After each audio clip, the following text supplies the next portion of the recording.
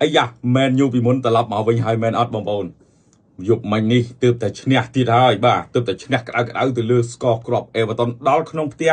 របស់អេវ៉ាតុន 1-0 ដែលជាការស៊ុតបញ្ចូលទីដោយ Benjamin Sesko 1-0 នេះនាំឲ្យការប្រកួតល្អមើលយប់មិញបាទអេវ៉ាតុនពេលដែលរបូតមកគ្រាប់ហើយអេវ៉ាតុនបុកអូយបុកតែបុកមិនលុះមែនយូការពៀមមមែនទែនក្រុមការដឹកនាំរបស់លោក Michael Carrick ការឈ្នះយប់មិញនេះនាំឲ្យ Manchester United មានកំណត់ត្រាថ្មីមួយទៀតដែលដឹកនាំដោយលោក Michael Carrick 6ប្រកួតឈ្នះ5ស្មើ1អត់ទាន់ចាញ់ទេអញ្ចឹងបើយើងក៏លេខកាលពីឆ្នាំ2021ដែល Michael Carrick មកដឹកនាំជំនួសនៃលោក Ole Gunnar Solskjaer ត្រឹមតែ3ប្រកួតណាគឺឈ្នះ2ហើយស្មើ1បាទអញ្ចឹងបើសរុបទៅ3ទៀតនោះសរុបមកឥឡូវនេះ6ទៀតវាឡើងនេះ9ប្រកួតហើយ9ប្រកួតគឺ Man U ឈ្នះដល់ទៅនៃ7ស្មើ2បាទ9ប្រកួតឈ្នះដល់ទៅ7ស្មើ2ក្រុមការដឹកនាំរបស់លោក Michael Carrick អញ្ចឹងក្នុងនាមជាគ្រូបង្វឹកអាជីពបាល់ទាត់របស់លោក Michael Carrick មកដឹកនាំ Man U មិនទាន់ចាញ់ទេដឹកនាំ Man U មិនទាន់ចាញ់ទេ Michael Carrick អាចថា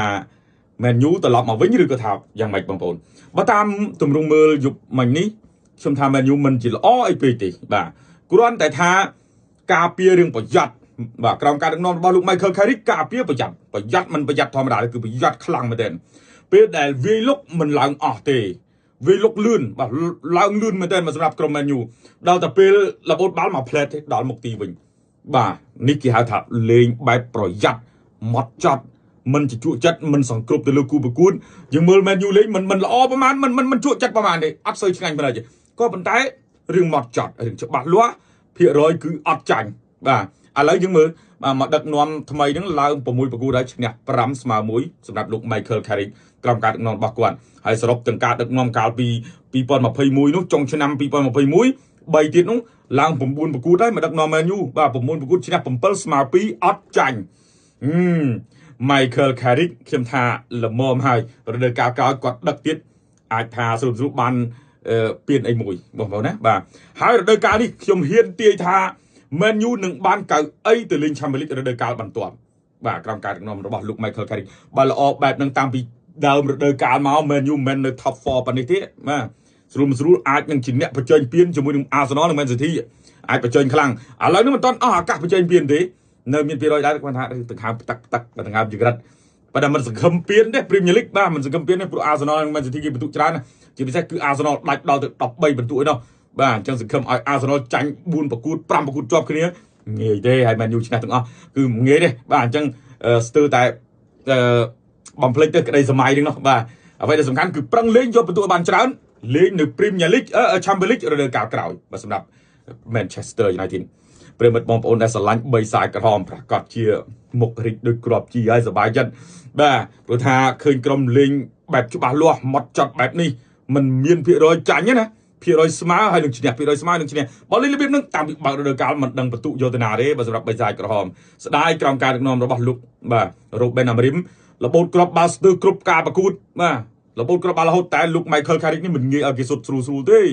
បាទតសើប្រព័ន្ធលេងទំនឹងលេងរបស់គាត់មែនទែនយើងចាំមើលប្រកួតបន្ទាប់ថាតើ Man U បន្តឈ្នះទៀតឬក៏យ៉ាងណាខណៈដែលពេលនេះក្រុមការដឹកនាំរបស់លោក Michael Carrick ទើបតែចូលមកនឹង6ប្រកួតឈ្នះដល់ទៅ5ស្មើតែមួយទេសរុបការប្រកួតតាំងពី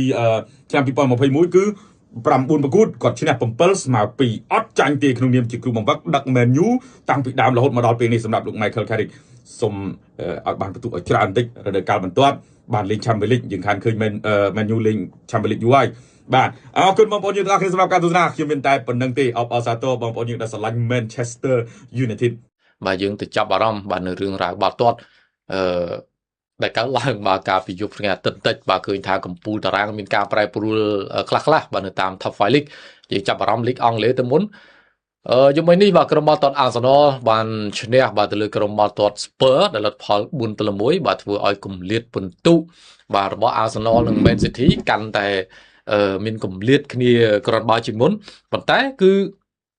ក្រុមបាល់ទាត់ Arsenal បាទគេប្រកួតមុនបាន28ប្រកួតខណៈដែលក្រុមបាល់ទាត់ផ្សេងៗដូចជា Man City ដែលជាគូប្រជែងទើបតែ27ប្រកួតតែប៉ុណ្ណោះអញ្ចឹងគម្លាតពិន្ទុឥឡូវយើងគិតថាត្រឹម28ប្រកួតរបស់ Arsenal មាន61ពិន្ទុ Man City បាននៅលេខ2 27ប្រកួតមាន56ពិន្ទុបើសិនជា Man City ឈ្នះនៅសប្តាហ៍ទី28ដែរបានន័យថាគម្លាតពិន្ទុបាទគឺពី Arsenal និង Man City តែ2ពិន្ទុតែប៉ុណ្ណោះបងប្អូនលេខ3គឺ Aston Villa មាន51ពិន្ទុបាទ Chelsea បាទនៅលេខ4បាទមាន45ពិន្ទុ Man U បាទនៅលេខ5បាទមាន45ពិន្ទុហើយ Liverpool នៅលេខ6មាន45ពិន្ទុ admin ចេញវីដេអូនេះគឺល្ងាចថ្ងៃច័ន្ទបាទហើយយប់ថ្ងៃច័ន្ទម៉ោង3ភ្លឺចូលថ្ងៃអង្គារគឺ Man U លេងអញ្ចឹងបើបងប្អូនតាមដានវីដេអូនេះនៅយប់នៅព្រឹកថ្ងៃអង្គារយើងចាប់អត់លទ្ធផលមើលទាំងអស់គ្នាថាតើ Man U និង Everton យប់នេះលេងលទ្ធផលប៉ុណ្ណាអូខេបាទអញ្ចឹងនេះនៅលីកអង់គ្លេសបាទនៅលីកអេស្ប៉ាញបងប្អូនបាទការប្រកួតគឺដូចយើងដឹងអញ្ចឹងបាទថ្ងៃសៅរ៍រៀលម៉ាឌ្រីតចាញ់អូសាសូណា 2-1 ហើយយប់មិញនេះបាសេឡូណាឈ្នះលេវ៉ង់តេ 3-0 អញ្ចឹងតារាងពិន្ទុគឺបាសេឡូណាឡើងលេខ1វិញហើយបាទទម្លាក់រៀលម៉ាឌ្រីតទៅលេខ2បាទគឺបាសេឡូណាមាន61ពិន្ទុរៀលម៉ាឌ្រីតមាន60ពិន្ទុបាទអញ្ចឹងនាំមុខត្រឹមតែ1ពិន្ទុប៉ុណ្ណោះបាសេឡូណាបាទទៅលើរៀលម៉ាឌ្រីតខណៈដែលការប្រកួតគឺស្ថិតនៅក្នុងសប្តាហ៍ទី25រួចរាល់ហើយក្រុមលេខ3 Villarreal ក្រុមលេខ4គឺ Atletico Madrid ចំណែកឯនៅអាល្លឺម៉ង់វិញបាទឃើញថាបាយយ៉ុងម៉ូនិចបន្តឈ្នះទៀតហើយ3-2បាទទៅលើ Frankfurt ខណៈដែលគូប្រជែងបាទមាន Borussia Dortmund ហើយនឹង Leipzig ជួបគ្នាគឺក្រុមខ្លាំងទាំងពីរហ្នឹងស្មើគ្នា2-2ធ្វើឲ្យ Dortmund បាទដាច់ពិន្ទុបាទតាមពីក្រោយបាយយ៉ុងម៉ូនិចរហូតដល់ទៅ8ពិន្ទុឯណោះបាទគឺត្រឹមសប្តាហ៍ទី23ហើយក្រុមចំណាត់ថ្នាក់លេខ3បាទមានដូចជា Hoffenheim លេខ4 Stuttgart Leipzig នៅលេខ5ហើយក្រុមជើងខ្លាំងមួយទៀត Bayer Leverkusen រដូវកាលនេះជាមិនសមប្រកបសោះបាទនៅលេខ6មាន39ពិន្ទុប៉ុណ្ណោះ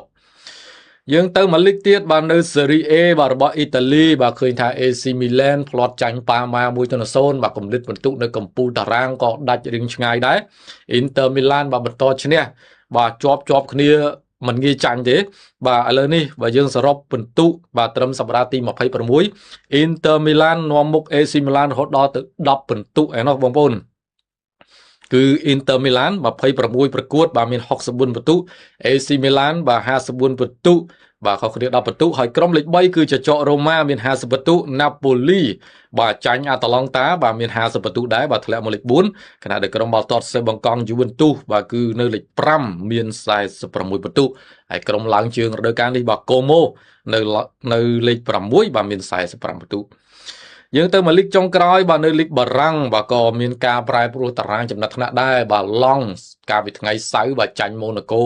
3-2 បាទធ្វើឲ្យរបូតបាទកំពូលតារាងហើយត្រូវប៉ារីសបាទទម្លាក់មកលេខ2វិញអញ្ចឹងប៉ារីសបាទគឺឈ្នះបាទនៅយប់ថ្ងៃសៅរ៍បាទធ្វើឲ្យតារាងពិន្ទុបាទគឺមានការប្រែប្រួលប៉ារីសឈ្នះ 3-0 បាទអញ្ចឹងប៉ារីសឡើងលេខ1មាន54ពិន្ទុបាទគឺត្រឹម23សប្តាហ៍កន្លងទៅបាទប៉ារីសមាន54ពិន្ទុនៅលេខ1ឡង់ធ្លាក់មកលេខ2បាទមាន52ពិន្ទុកម្រិតពិន្ទុខុសគ្នា2ពិន្ទុបាទពីលេខ1និងលេខ2លីយ៉ុងបាទគឺនៅលេខ3បាទមាន45ពិន្ទុខណៈដែលម៉ាក់សីបាទគឺមាន40ពិន្ទុនៅលេខ4លីលបាទនៅលេខ5មាន37ពិន្ទុបាទយើងកំពូលតារាងបាទយើងឃើញថានៅបារាំងនៅអេស្ប៉ាញបាទនៅអង់គ្លេសបាទរៀងគៀកគ្នាបាទណាស់តែអាល្លឺម៉ង់ហើយនិងអ៊ីតាលីបាទដាច់គ្នាច្រើនមែនទែនអូខេបាទទស្សនិកជនបាទអញ្ចឹងកុំភ្លេចតាមដានលីកបាល់ទាត់បាទកំពូល Top 5 League បាទនៅចប់រដូវកាលតើក្រុមមួយណាបាទជាជើងឯកបាទនៅតាមលីកផ្សេងៗនៅអង់គ្លេសអ៊ីតាលីអេស្ប៉ាញបារាំងហើយនិងអាល្លឺម៉ង់យើងទៅមករឿងចុងក្រោយបងប្អូនបាទកុំភ្លេចតាមដានបាទយប់ថ្ងៃអង្គារបាទមានការប្រកួតបាល់ទាត់